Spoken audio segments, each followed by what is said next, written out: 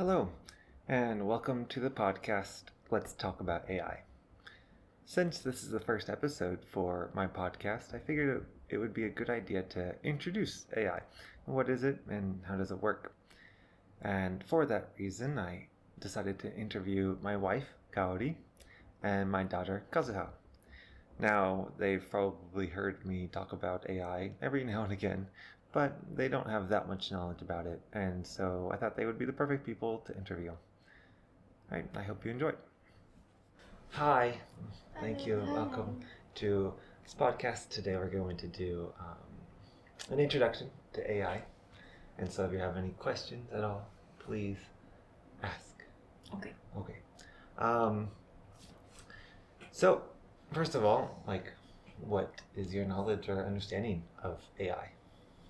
That they can play games with real people. Okay. Playing games with other people like chess or Go or okay. Now we can use AI to find medical solution like a medicine or making protein medicines. chain and things like that. Yeah. So that would be AlphaFold that is doing all the protein work. And what about you? So. Being able to create images and scripts. Images and scripts, yes, very good. Yeah, so that's some of the language generative models that we have. Yeah. So as an introduction, do you know how it works? What do you mean by how? How does it work? How does it function? What does it do? Or how does it do what it's doing? They recognize the patterns or stuff. Okay, and so pattern recognition. All right, yeah, and so the AI models are based off of our own brains. The reason why these models are becoming so powerful right now is because the computers are becoming more powerful, and we're able to model a lot more neurons. So before, in 30, 40 years ago, even though they knew about neural networks and could make them, the computers just couldn't simulate that many neurons. They weren't that powerful. But now we can create these models that have essentially hundreds of millions of neurons and billions of connections between them, which is getting to the size of like a human brain. How do they think? Yeah, how do they think? Yeah, how do they think? Yeah, AI think? And so that's a great question. So let's actually back up a little bit into what intelligence even means. How is it defined, right? And when you think of intelligence, what does it mean to you? Like think. Just self. thinking. Yeah. Okay, but thinking if by the yourself. computers or the AIs can do it, then that's intelligent. Okay. So thinking is your way of defining intelligence. Be able to yeah. think. All right. So when AI researchers talk about intelligence, they tend to think of intelligence as like a spectrum, right? So you can have varying degrees of intelligence. Okay. And on the spectrum, you can put basically anything you want. So at one end of the spectrum, you can put like rocks, which basically have no intelligence, right? They don't think, they can't do anything. Right. And then at the other end of the spectrum, you can put humans.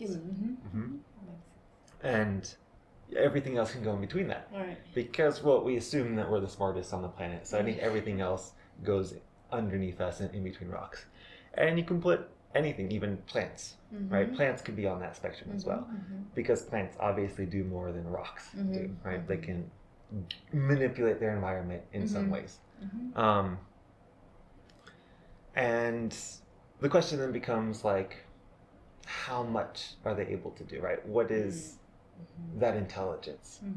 And you can think about they can't do that much, and they also can't think outside of their genetic code, right? Their genetic code dictates a lot of what they're able to do, and they can't really move beyond that genetic code. And so that's why they're probably not that intelligent. What about the help or support from other source? So for example, plants, they need outside sources, right, to survive. What do you mean by that? Like water. Okay. And some that basic needs. Yeah. Does it count to be intelligent or no? Well, I feel like all life needs some kind of resource to survive. So, for example, AI, Mhm. somebody have to turn the computer on, right? It needs electricity. Yeah. Yeah. So, if that basic needs counts, then where does the AI spectrum go? Spectrum? Yeah. Nice. So, but you're saying that intelligence is based off of getting those resources? Yeah, does the intelligence or does the outside support affect How intelligent it is. Yes, So the more to intelligent, determine how more intelligent you are, the more Then- likely you can get those resources by independently. yourself. Yeah. Yeah, that's not a bad way to think about So intelligence. if that's so, then AI should not be beyond human being. Yeah, that's However, a good, if that doesn't count at all, then in my opinion, Yeah, that AI yeah. should be beyond what a yeah, human's capability. yeah. I That's think what that's I think. actually, a pretty interesting way to define intelligence is being able to get the resources you need to keep going. Yeah, that's not a bad way because I think it aligns with a lot of the other ways to think about intelligence. I never thought about that, but that does seem to work. Because and my next example that I usually go to is to separate plants to animals. Right. Well, so what I usually go to next is like ants. Right? Ants are more complex than plants and can do more complex things, but they also can't really think. They also just follow their genetic code, right? But then the next jump would be like a beaver, right? A beaver, likely, again, we don't know much because a lot of this stuff is kind of theoretical. It's hard to do experiments on brains still. But I can imagine beavers having thoughts, right? Beavers probably can look through a forest and find wood that it likes, right? It looks at all the trees and can think about each tree and goes, I want that tree because that looks good. That looks good to me. Also, when it's making its dam, it can survey the dam and be like, where do I need to work on? What do I need to do next, right? And so it likely has more thoughts than an ant does, and it's figuring out what to do next and how to survive. So yeah, that's actually how again how it relates to resources, how it gets resources. I think that's actually not a bad definition. But the beaver can only really think about dams, right? It's again following its genetic code, and its genetic code says, hey, you gotta focus on dams. This is what you gotta do to survive. Yeah, I think the goal for them is to survive, right? Yes. Yes. Or every all of animal. Oh yeah. Yeah, anything that has been derived by Darwinian evolution, it needs to follow that same basic idea of getting resources and surviving, right? So yeah, that's a good way. And the better you are at getting those resources, the more intelligent you are, right? That's good. I like that. So then where does AI fall on that spectrum? So where does it go, right? How good is it at following its resources? And actually, now that I think about it, a good way of defining those resources, though, is its reward function. So in order for an AI to really learn, right? We'll cover this soon as well. But in order for AI to learn, it needs to have a reward function, right? So let's go back to a very basic game like chess, basic, right? But the goal of chess is to win, right? And when at any state on the board, you have a percentage of winning, right? Like if you have none of your pieces and just the king, you have a pretty low chance of winning. But if the opposite's true, if your opponent has no pieces and you have all of them, then you have a high chance of winning, right? And so the reward function for that AI is just get that percentage as high as you can, right? And the higher it is, the more likely you're going to win, and that's a good, that's an easy reward function for it to learn. And so yeah, basically, it goes through all the moves. It plays by itself. It goes, well, these pieces can move in these directions. How do I move them in a way that increases that chance? And that's the reward function. And so that is kind of like getting the resources then, right? So not necessarily electricity for it, because it doesn't have any concept of electricity or turning on or whatnot, but the reward function can be that resources, right? And the better it is at maximizing that reward function, the smarter it is, right? Yeah, and then how does it think, right? So let's go on to how does it think, right? And you were wondering about that. And that is a very interesting question, because how does our brain think? Like, how do our neurons think? Do you have any question or idea or thoughts about how that when works? you say how, is it like really? Yeah, how like do you know the basics of how brains work? Probably not. Okay. Like they send the signals. Yeah, they send signals. Okay. Right. So you have a neuron. Like electricity. Yeah, electrical. Yeah. Yeah, but that's. Yeah. So they get neurons. You have a neuron. It receives electrical signals, and then after some function, it goes, I'm going to send some now to certain places, right? I'm going to send out my own electrical impulse. How does that convert to thought and us thinking? Do you know the game 20 Questions? No. Okay, so 20 Questions is a two-player game where one person can think about anything they want in the universe.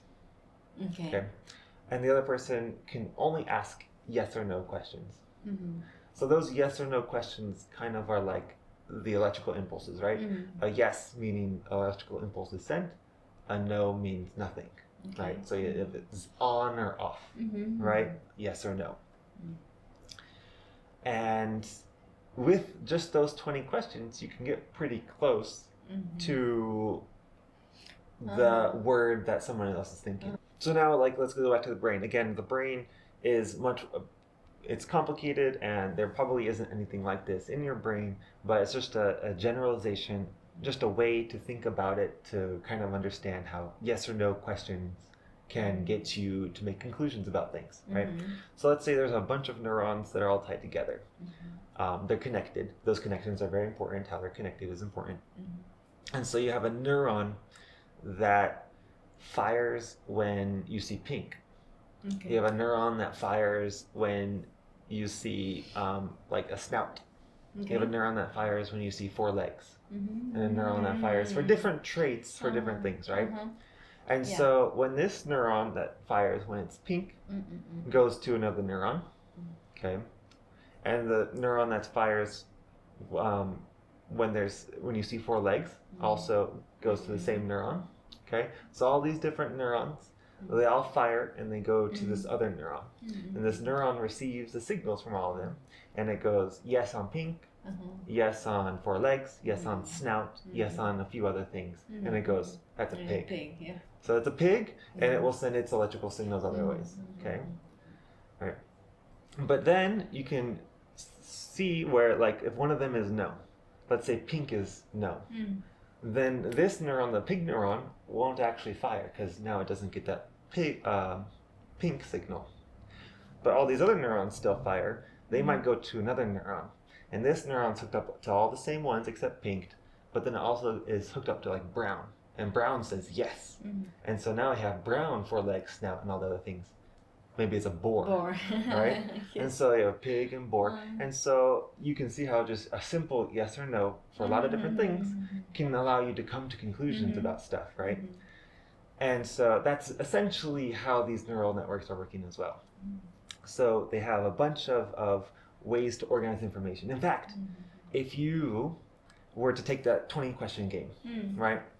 And instead of 20 questions, it would be like, I don't know, 500 questions or something like that, right?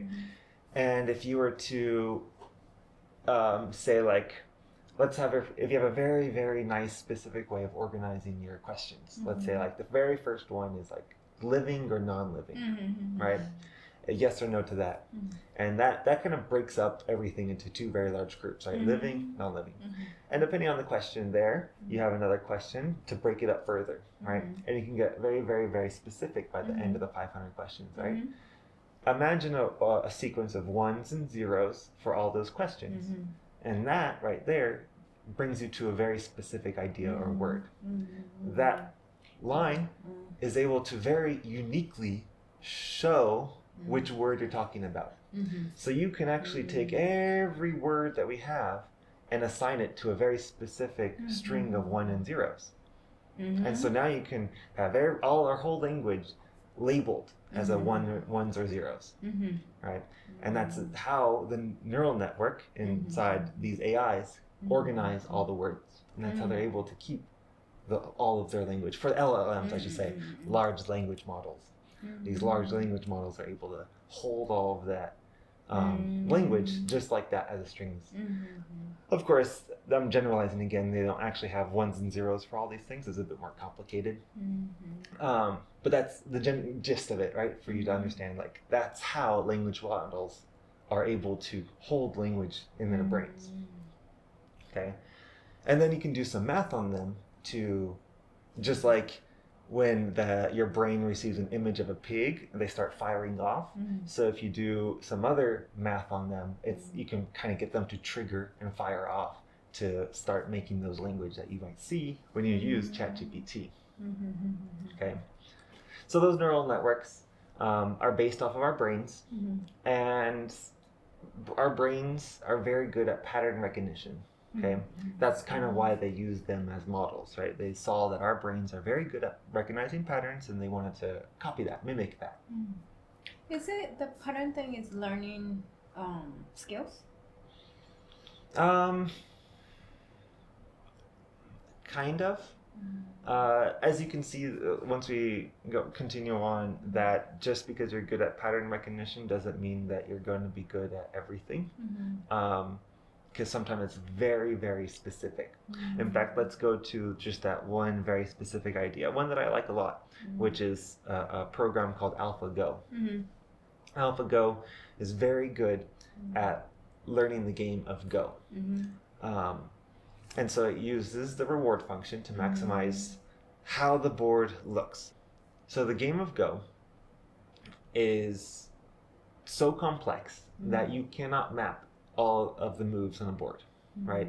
There are more ways to organize a board than there are atoms in the universe. Okay, so you cannot possibly think about every board combination. It's not possible. And a lot of professional Go players will tell you that they can't describe the reasons why they are doing the moves that they're doing. It's more just instinct. And then, so how do you teach that? What do they do? What is happening in their brains? Obviously, there's some kind of pattern recognition, right? They can see good boards from bad boards. They know how to change a bad board into a good board by placing pieces in a specific way. And so there isn't a way for us to do that, to program it specifically, like do these moves. It has to kind of learn. It has to learn those patterns. What's a good board and what's a bad board. And so that pattern recognition is it's really, really good at doing that, but only that. It can't apply that in other spaces, right? It can't apply that to, I don't know, like AlphaFold. So the next thing so both of these things, AlphaGo and AlphaFold, were both done by a company called DeepMind, which is a Google company. So DeepMind made AlphaGo, and then they went on and used the same kind of architecture with neural networks and applied it to protein folding. And so these two things are related with using the same architecture, but they work on different domains, one being Go, the other being protein folding. It's taking patterns in how these amino acids are set up. So amino acids are a basic building block of life. Imagine with protein folding that you have like building blocks for Legos, right? And then you have your Lego instruction manual, and you follow that Lego instruction manual, and step by step you build it, right? But the instruction manual doesn't tell you how to place these two pieces together. And these two pieces can be placed in a lot of different ways. Mm-hmm. So you just say, oh, here's one piece, attach it to the next one. We don't know how it's going to attach, right? Mm-hmm. So you try to start building this Lego structure. And then like 50 steps into the instruction manual, it tells you to put a piece, and you already have like another piece there. And so it's like hitting each other, and you're like, well, this doesn't fit in my current structure because they're kind of smashing into each other with the place I already have built. So that means somewhere previously was wrong, right? You built it the wrong way. It maybe turned left instead of right. And so it's like, how does this go together? But protein structures are pretty unique, right? If you have a sequence of amino acids, if you have a certain word, it will be built into the same protein almost every time, okay?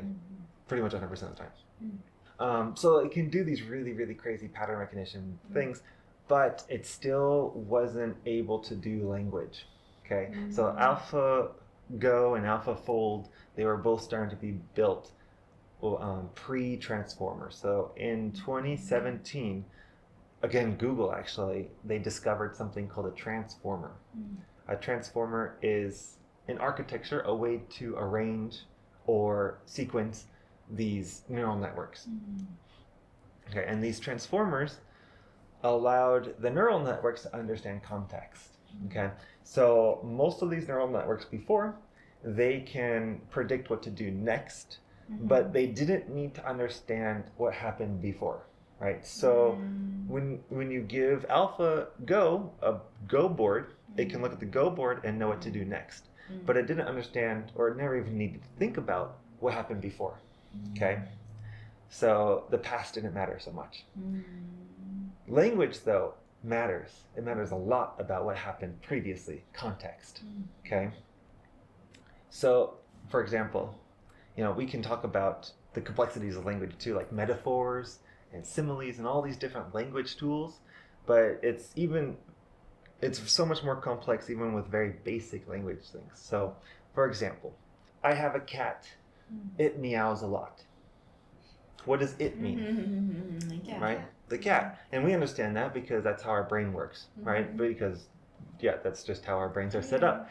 But for a neural network, it didn't understand that because it couldn't relate it to the previous things, the cat, right?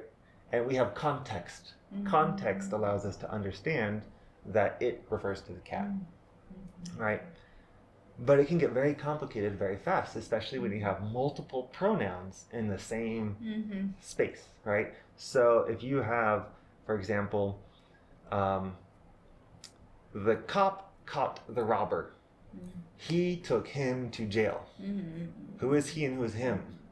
He and him both refer to two different people, right? And you have to understand the context of the cop caught the robber, he took him to jail. Well, him going to jail, usually robbers go to jail, so that way you can relate robbers to him. And then he took him to jail, meaning the he is the police officer. And so it gets very complicated very fast, even with very basic structures. But our brains can sort it out because our brains are good at that pattern recognition, and it can understand context. But this was very difficult for a long time until transformers. So transformers combined with neural networks allowed the current generative models that we have today, which is ChatGPT and Claude and all these different language models. Those two things combined allowed it to understand context. Is it same as, so I am imagining like AI searching like how we search using Google search. Is that how that works? No. Completely different. Different, yeah. So then how do they learn? How do they learn? Because that's what we do, right? Like we, for example, we search and we learn new concept.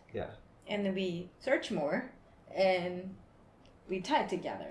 And then we add and then find the pattern. Then that's how we learn, right? Oh, that means this. Because they did this. It's saying the same thing. Yeah. So we kind of just it's basically just a giant statistical analysis of language and how words are related to each other. And so like when you have, let's say, I don't know, a good example, let's say Michael Jordan, right? You have the word Michael Jordan, or maybe two words, Michael and Jordan together. You want to be able to closely relate, basketball and NBA. Oh, no, okay. Oh, okay. Somebody that we know. Yeah. Somebody we know what. You say that. Well, but he's a basketball player. Yeah, that's about it though. Yeah, that's fine. That's all you need to know. All you need to know is that when you have these words together, then it's supposed to also relate closely with basketball and NBA, right? Because if you say, Michael Jordan came to my school, it's like, well, you should probably, in your prediction, right? Because again, these language models, what they do is predict the next word, right? What's coming next? It's like Michael Jordan came to my school. That already should be triggering in your mind basketball, right? It should be triggering in your mind these things. So your next word should have these other closely related words ready or influencing the next word, right? And so how can we have them influence it? How can we have them be related and closely associated with each other? And that's what this giant network of different words, all with these different numbers, are doing, is trying to relate these things closely with other things, but also statistically, right? Because if Michael Jordan never existed, then we should never have these two things associated with each other, right? Michael Jordan and basketball won't be associated, but only because they're in our text. When it goes through Wikipedia, when these things are learning, it's seeing Michael Jordan and basketball all the time. And so it's going to associate those two words all the time. It's going to create a close connection to them. And that's all it's doing. So the more it sees these words next to each other, the more it's going to try to put them close to each other, associate them closely. Okay? So that's kind of what it's doing. And so, again, with the math, you can think about like words that are closely associated will get close to 1. And then if they're not associated, they'll be closer to 0. Right? And so it's just trying to find that number for these different ideas. So it can search anything and everything on that. Yeah, so the training is scraping the internet. That's what they did. They scraped the internet. They went through everything they could to find how words are close. Which words are closely associated. And then some informations are relevant. Some informations are not relevant. Yes. So that everything means everything. Yeah. So if non-relevant things are online and the number of the information is bigger than relevant information, then it can learn bad things. Right. Okay. That's exactly right. And so that's we're not going to cover that today. That's a different topic. Yeah. But that is something that AI researchers are currently working on, is how good their data set is. So they have a data set and it can be polluted with bad stuff. Yeah, true. Right? Yes, otherwise that could change everything. Yep, that's exactly right. Yeah, you're spot on. That's scary. Yeah, you're spot on. That these things can be polluted. Their data set can be messed up. And so having good data is something that they're doing right now. They're trying to find as much good data. They're willing to pay lots of money for it. So they're like, hey, your textbooks about chemistry and physics, we want those, and we will pay you money if we can put them in our models, right? Because they want good data now. So there's a lot of bad stuff. And in fact, so have you heard of the term hallucination? So hallucination is when the model is kind of making stuff up, and that could stem from bad data. Although hallucination is probably a lot of different things. It's a very complex issue, but that might be it as well, is when it's just making stuff up because it's associating things incorrectly. Who is determined, like, this is the right data, that's the wrong data? That's a good question too. Because for certain people this is the right data, and other people it is not right data. A lot of these companies are trying to make things that are just kind of very logical thinkers, and so logic and scientific fact are not as debatable. And so yeah, like you're gonna have that's the data that they want, and that's easier to say that's correct or that's not correct. When you start to get more of social sciences, then it's kind of crazy. And in fact, a lot of them are trying to avoid that in the first place. They don't want the AI systems to be influential in that way. So as a cool little example of how it organizes the information in its artificial brain, right? Is that it's again trying to associate things that are related. And also, but what's really important too, what we've noticed how it's done, because again, we let the model train itself, right? It will assign numbers to all these different things, and we don't tell it what those numbers are. It will figure it out. It's kind of organizing its own information about the world in its own way. And what we've seen, so this whole idea of how these brains work is called interpretability. And interpretability is a whole study of AR, or a whole field of AR research that's currently being worked on. And it's basically how we hope that we'll be able to learn how these things work and be able to use them safer. Imagine like a giant space of all these words. The distance between all these words is also really important. And this is how it's kind of able to create new ideas, is all these different distances and locations of all this data. So, for example, let's say you have two words like father and king, okay? And they're in this space somewhere, okay? And then with father, a closely related word is mother, right? These two things are pretty close, and they also have a distance and a direction. Okay, so it's very important that these two words have a distance and direction from father to mother. Okay, so if you find that distance and direction, and you take that distance and direction and you apply it to king, so you go in the same distance in the same direction, you'll find queen. Yeah. Okay. Okay, that's fun. Yeah, and so that's how it has organized this information in its own artificial brain. And it's actually, that's a way for these image gens to work, these image generators, right? And so these image generators are really fascinating as well, because let's say you try to make a new image that maybe no one has ever thought of, right? Like, how does that work, right? It's trained on images that we have made, photos that we have done, but in real life we have never had like a frog giraffe. Right? What does that even look like? What does that mean to have a frog giraffe? Maybe it's actually someone has drawn that somewhere, but let's pretend no one ever has, right? How does it do that? So the image generator will find where giraffe is in space, in this space, and where a frog is in this space, and it will find its distance and direction between those two, where those two ideas are, where giraffe is and frog is, and it will try to make an image somewhere in the middle of those two. And it's able to like, all right, well, giraffe is here, frog is here. I'm going to make an image in between those two ideas.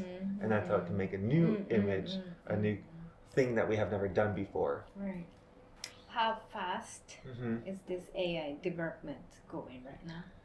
Because a few years ago, I think, we are starting to hear about AI and the names and programs. Yeah.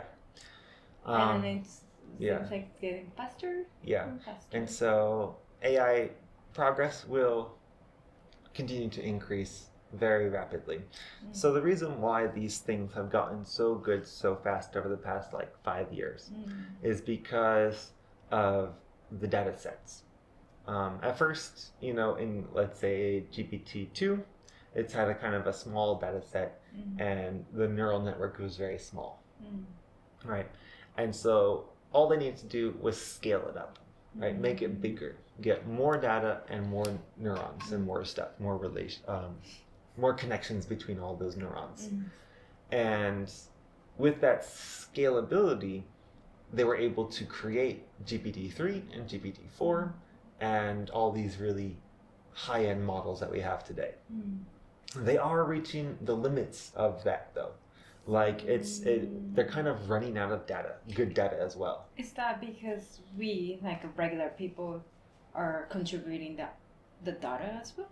I mean, it's taking the whole of the internet to get to GPT-4, so it needs another internet worth of data, right? We don't have that much. We're not creating data that fast. And also it wants good data, right? They want good data now. Okay. And so it's not just the amount, but also good. So we're kind of reaching the limits on that. But what's also fascinating is that these language models have only worked with language, right? And so if you were to tell it to describe a dog, it can tell you like, oh, dogs have 4 legs. They're furry. You know, they do this and that. And they can also probably tell you history because of Wikipedia, right? It can tell you how dogs came about and through, you know, their genetic history and all this stuff, you know, how they evolved. Only through language, right? You know, that just shows the kind of powerful invention that language has been for humans, is that it can learn so much just from language. However, you know, it doesn't have any kind of senses, right? It doesn't have sight. It doesn't have hearing. And so its world model about how it works, about how the world works, is kind of off, right? So, like, if you were to ask it in just language terms, right, just because that's all you can do, so you type it in, and you say, like, if you were to take a cup with a ball, and you were to take that cup and flip it over, and then lift the cup, where would the ball be? It might still think it's in the cup, because it doesn't have a good world model. That's what the term that we use, world models. How good is its world model? Its world model is incredible for the fact that it's only language, right? But it doesn't have the grasp of reality as we do. And that's also probably where the hallucinations come from, right? Like, it doesn't understand exactly how things work, right? But the new models that they're working on are called large multimodal models. So these things are not just language anymore. They're trying to get sound and trying to get sight into these models as well. And so they're going to be relating words with pictures and sounds as well, combining all of it together. And the hope is that they'll be able to make better conclusions again about stuff. Because if I were to say the word furry to you, you probably have all these different ideas in your head. You can probably see it in your head, what fur, you know, different types of fur and how it feels, but also probably how fur sounds, right? We don't talk about how fur sounds very much. You know, it's not something that we use in books and language, but you could probably get a feel of it, right? The connections, in your brain just let you feel its sound, right? How does fur sound? It's like that's not something we talk about, but you can kind of feel it. And so it doesn't have those connections, so all it has is language.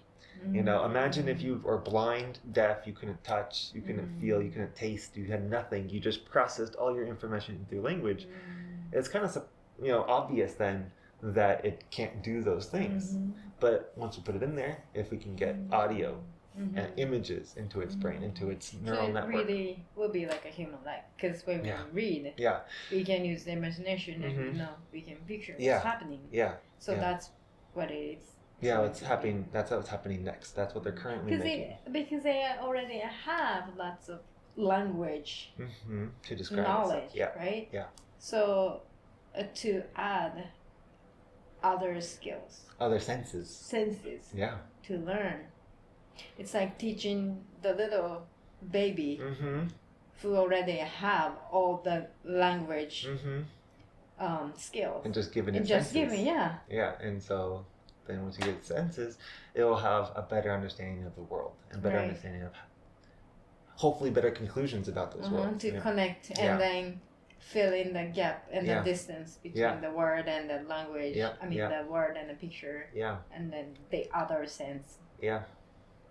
So that's what's happening next. And so there's still lots of data in that, right? They ran out of words to use. They used the whole internet, but now it has lots of pictures and lots of videos to use for that. So that takes a lot of energy, though, because in order to actually run these systems, it needs to have a computer, right? And that takes a lot of electricity, so it takes a lot of money. Especially so these things now as a regular people are using and contributing all the information, pictures and sound into this big internet hole, the pool. A pool, yes, yeah. And then the AI have to go and search all the data. Yeah, that's a lot of work. Yep. But what you said too, also human-like, we really need to make sure that we understand that these things are not humans, right? How its neural network, how its artificial brain works is very different than how our brain works. And how its neural network is set up, the connections it's making, it might be very different than ours. So it won't be human. So that's something that we need to work on ethically as well. What are these things? How do we want to use these things, right? A lot of a lot of people, AI researchers, are still defining them as tools. And we can think of them as tools, that's fine. But we've used animals as tools for a long time, right? Horses have been tools forever.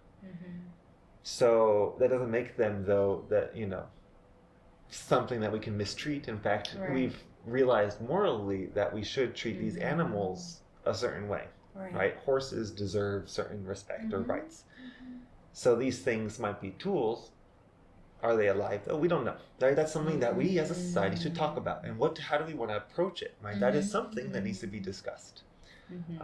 What are these things? How do we want to picture them? They might be tools, but what are they? And they're definitely not human. That's something that we really need to make sure. They're not human, okay? But there's lots of things that aren't human in this world that deserve our respect. And so, yeah, that's an interesting idea, something that I really think we need to grapple with. Yeah, interesting. And the speed itself as well. Yeah, and that's something that we need to work on as well, because these things are moving very rapidly. And that's why I'm doing this podcast, is because not enough people are talking about it. This thing is moving so fast, and it needs to be discussed amongst everybody about what to do with these things. Right now, we're just kind of letting these tech companies make them, and no one's doing anything about it. That's kind of something. It's kind of like, the Industrial Revolution, right? It's like people made trains, people made steam engines, and they kind of just let them do it. Yes. And that's, and we look back on it kind of in a nice way, like, oh yeah, it was so good, of course, industrialization. But there's lots of consequences to that industrialization, right? Do we want the same thing now, right? It is going to be another giant revolution like the Industrial Revolution. It's going to change our society completely. But we have the foresight now to look at another revolution, the industrial, and go, is that how we want to do things again? Do we just want to let these companies who made the steam engine do whatever they want, or should we also have a say in what happens? How do you think your life will change? There's going to be like a lot of AI doing jobs that humans can't do. Yeah. They might even take over some jobs. In fact, it is already doing it, right? Scared? Yeah, you're scared. And that's something that I think, we need to really talk about, because that kind of fear for your generation isn't good. It's not. Something that I want to prevent, or at least give you hope, right? We don't want you to be scared. We want you to be like, well, even if your jobs are taken, you'll still be okay, right?